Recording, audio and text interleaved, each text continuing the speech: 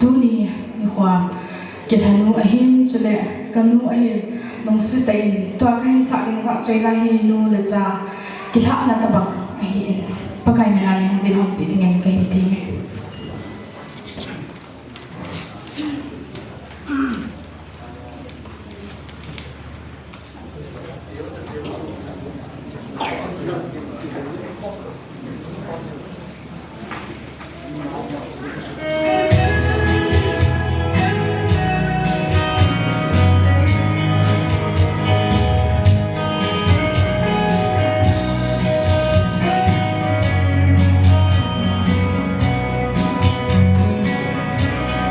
โอ้